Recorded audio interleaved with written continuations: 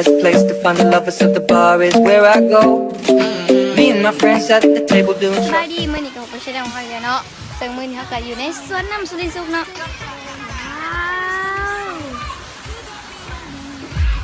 แบบเขาจะไปลินน้ำเนาะมีหลายแบบซึ่งมื้อนี้เขาก็จะมาเฮ็ดภารกิจหนึ่งนั่นก็คือ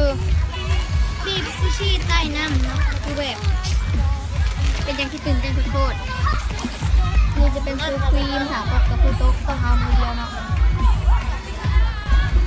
ต่อมาจะเป็นเมลอนเบสหอมมีความเชียวมากเลยเอาสตรอเบอรี่นะส่วนนี้เป็นสบู่เนาะของไอบูมเดอร์เป็นเยมโลโต๊ะเยอะนะสวยมาเชลที่สุดโอเคเป็น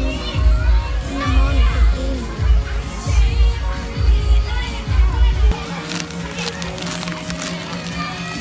พริกไทยด้วยครั้งแรกเนาะ